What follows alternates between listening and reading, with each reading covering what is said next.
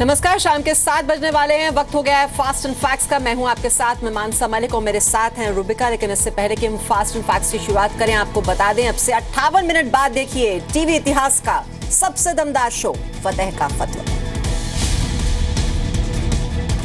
तुम dress code लाने के लायक हो? बोलिए बोलिए। तुम्हारी कहीं कोई औकात है? आप रिकॉग्नाइज करते हैं सानिया मिर्जा के लिबास को? डिस्टर्ब मत करिए। आप लिबास को रिकॉग्नाइज करते हैं? यस या नो? अभी आप कहेंगे, आप लिबास को कहेंगे कि ज़रूर से मत पढ़िए। यस या नो? आप कहेंगे कि ऐसे मुफ्ती होने के रिकॉग्नाइज करते हैं? जैसे लोग यस या नो? तो जरूर देखिएगा 7:55 पर फतेह का फतवा। अब बढ़ते हैं आगे। एक तरफ पाकिस्तान अपने लोगों पर जुल्म ढाता है और दूसरी तरफ खुद को आतंकवाद से पीड़ित बताता है। लेकिन पाकिस्तान की अपनी जनता पर जुल्म और सितम की अब नई करतूत फिर से बेनकाब हुई है। यहाँ के खैबर पख्तूनख्वा में पाक सेना के लोगों ने घरों पर बुलडोजर चलाए हैं और सरेआम फायरिंग करके वहां के लोगों को धमकाया।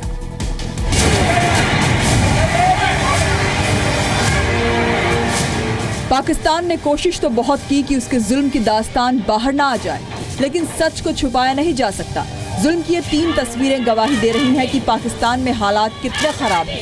कहने को चुनी हुई सरकार है, लेकिन वो सिर्फ नाम की है। असल में कब्जा पाकिस्तानी सेना का है। खैबर पख्तूनख्वा में पाक आर्मी यहाँ के रहने वाले लोगों के घरों पर बुलडोजर चला रही है। सरेआम बाजार में फायरिंग की जा रही है। पश्तून नेता उमर खटक ने खैबर पख्तूनख्वा में पाकिस्तानी सेना के अत्याचार की पूरी कहानी बताई है। आप भी सुनिए कि कैसे पाकिस्तानी सेना अपने ही लोगों पर जुल्म ढा रही है। उमर खटक के मुताबिक भारत से लेकर अफगानिस्तान तक आतंकवाद की जिम्मेदार पाकिस्तानी सेना है।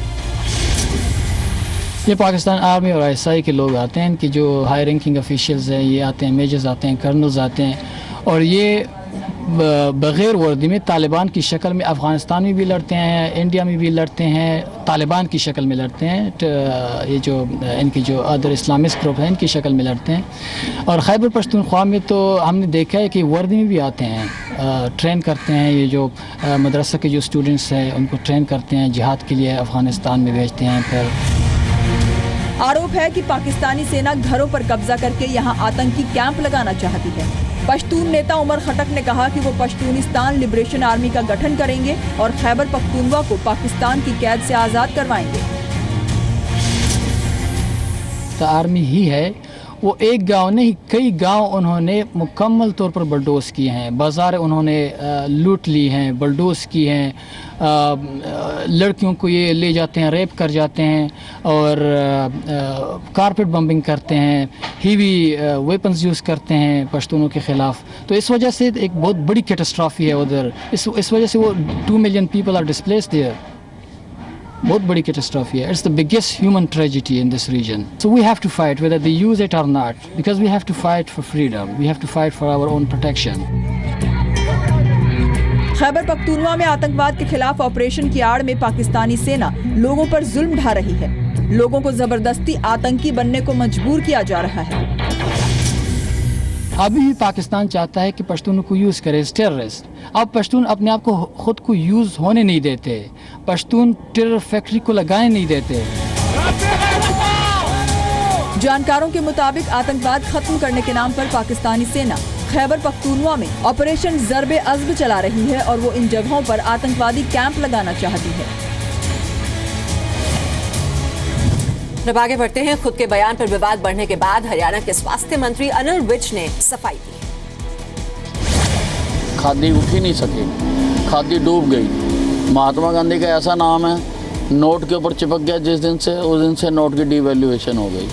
तो अच्छा किया है कि गांधी का हटा के मोदी का लगाया। मोदी ज़्यादा बेटर ब्रांड नेम है और मोदी का लगने से 14% जो है सेल बढ़ी है खादी। मैं उसको वापस ले लिया है उस बयान को कि लोगों को आहत ना करे, और मेरा निजी बयान था तो अब इस पर कोई और कमेंट करना ठीक नहीं। मनोहर लाल सरकार में कैबिनेट मंत्री अनिल विज ने ये भी कहा कि धीरे धीरे नोट से भी गांधी हट जाएंगे। अपने मंत्री के बयान को सीएम मनोहर लाल ने व्यक्तिगत बताया तो कांग्रेस और आरजेडी ने इसे शर्मनाक बताया। फिर भी कई बातें ऐसी होती हैं, व्यक्तिगत तौर पर कोई क्या कहता है उसका कोई पार्टी से बहुत सीधा संबंध नहीं होता है। अब उन्होंने किस बात से, किस संदर्भ में कौन सी बात कही है। जहाँ तक खादी का विषय है, अब खादी के विषय में तो महात्मा गांधी को श्रेय जाता ही है कि महात्मा गांधी जी के कारण से खादी को जो बढ़ावा है वो मिला ही है। ये दुर्भाग्य है इस देश का कि बापू ने जो आज़ादी दिलाई और आज बोलने के उनको छूट है, मंत्री बने हैं, थोड़ा सा भी शर्म नहीं है ऐसे लोगों को इस तरह का बात का व्यवहार गांधी बापू के विषय में करने का। अनिल विज जी को मालूम नहीं कि गांधी इस देश की आत्मा है और आत्मा को कभी शरीर से अलग नहीं किया जा सकता। अनिल विज इससे पहले भी कई बार विवादित बयान दे चुके हैं। अनिल विज ने कहा था जो गोमांस खाए बिना नहीं रह सकते वो हरियाणा ना आए। विज ने ट्विटर पर लिखा था राहुल गांधी को रॉबर्ट वाड्रा के साथ मिलकर प्रॉपर्टी डीलर बन जाना चाहिए। अनिल विज ने कहा था जैसे लाल रंग देखकर सांड बिदकता है वैसे ही भगवा रंग देखकर कांग्रेस और बाकी पार्टियां बिदक जाती हैं। अनिल विज ने नरेंद्र मोदी को खादी के लिए महात्मा गांधी से बेहतर ब्रांड बताया था। उधर कैप्टन अमरिंदर सिंह प्रकाश सिंह बादल के खिलाफ मैदान में उतरने की तैयारी कर रहे हैं। पंजाब कांग्रेस अध्यक्ष ने कहा है कि अगर हाईकमान का आदेश हुआ तो वो पटियाला के साथ साथ लांबी विधानसभा सीट से चुनाव लड़ने को तैयार है। चलो माफिया राज है टोटल, गुंडा राज है टोटल, और मैं अपने कांग्रेस प्रेसिडेंट और वाइस प्रेसिडेंट को कह चुके हैं ये जरूरी है कि प्रकाश सिंह बादल और सुखबीर बादल हरन, और मैं प्रकाश सिंह बादल के खिलाफ लड़ने को तैयार है। I will fight Patiala and I will also fight Lambi if my high command wants. Lambi seat से सीएम प्रकाश सिंह बादल अपना नामांकन दाखिल कर चुके हैं। अमरिंदर सिंह ने अरविंद केजरीवाल पर भी हमला बोला। He is an anarchist. वो एनर्की फैलन बनाने की कोशिश कर रहे हैं। We don't want that in our country, we want peace. वो आप एक्सप्लेन करेंगे क्योंकि मैं तो समझ नहीं सकता इसका। वहीं नवजोत सिंह सिद्धू के कांग्रेस में शामिल होने पर कैप्टन अमरिंदर सिंह ने कहा कि नवजोत सिंह सिद्धू 100% कांग्रेस में शामिल हैं और अमृतसर पूर्व से चुनाव लड़ेंगे। प्रकाश सिंह बादल लांबी से 4 बार विधायक चुने गए हैं, साथ ही वो 4 बार पंजाब के सीएम भी बन चुके हैं। लांबी सीट पर अगर अमरिंदर खड़े होते हैं तो मुकाबला त्रिकोणीय और दिलचस्प होगा। आम आदमी पार्टी ने लांबी से जनरल सिंह को टिकट दिया है। तो कैप्टन सिंह ने कहा है कि प्रकाश सिंह बादल ने पंजाब को काफी नुकसान पहुंचाया है। कांग्रेस उपाध्यक्ष राहुल गांधी के खिलाफ आचार संहिता के उल्लंघन के मामले में बीजेपी ने कार्रवाई की मांग की है।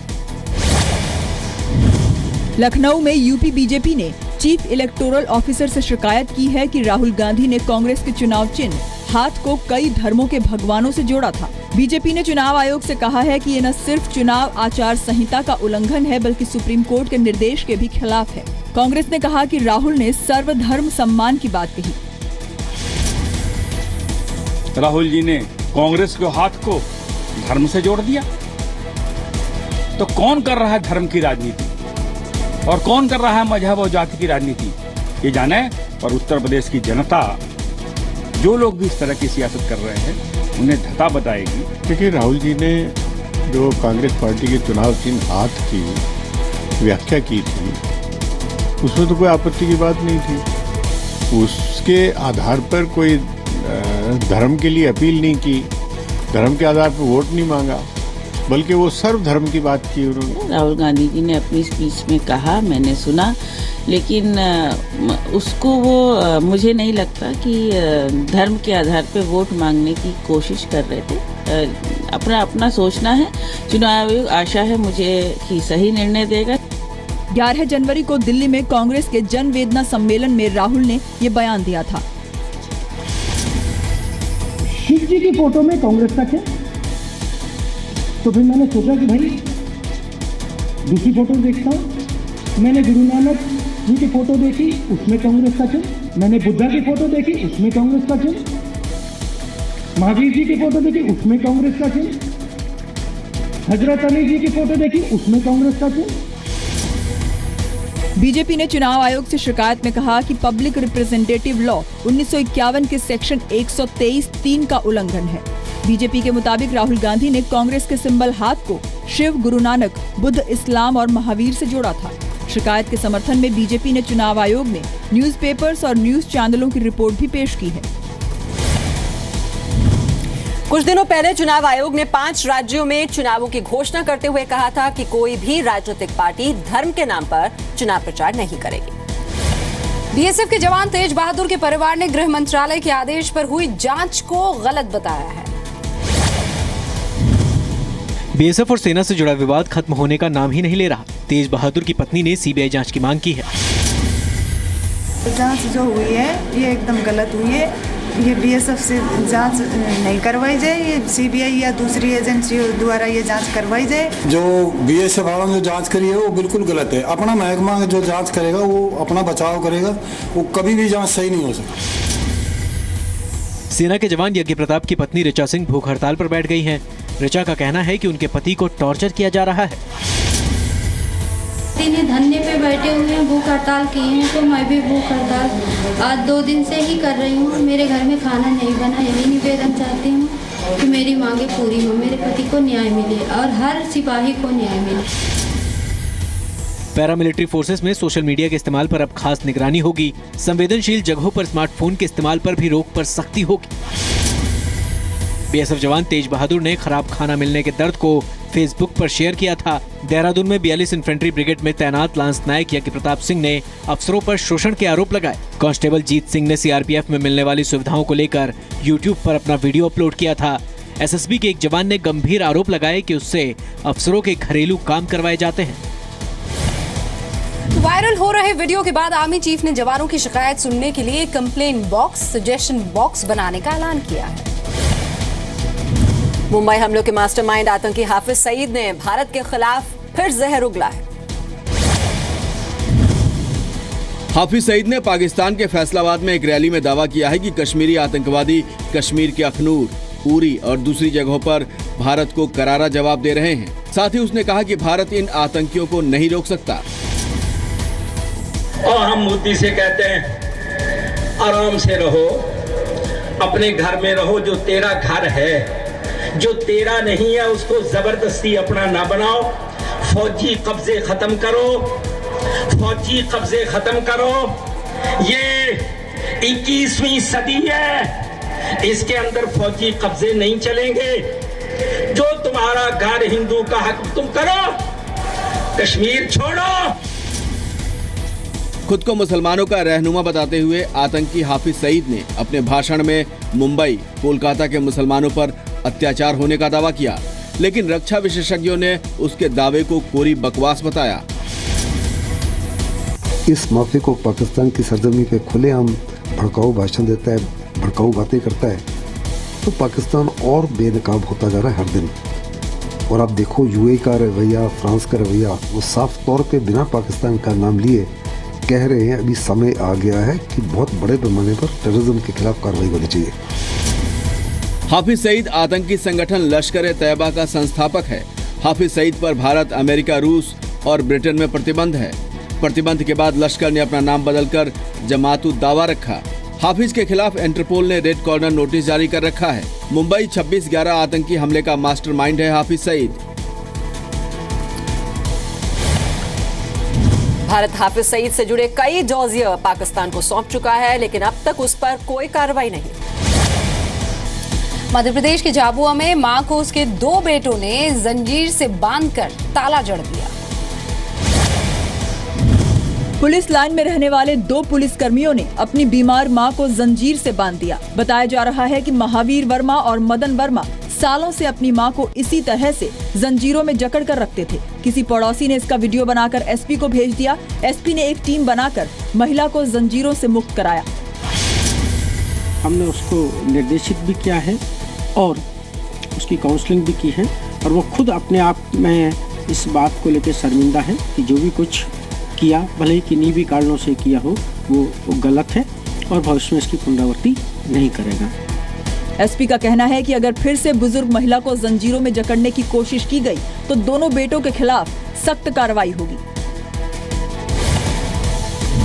फास्ट एंड फैक्ट्स में आज के लिए इतना ही।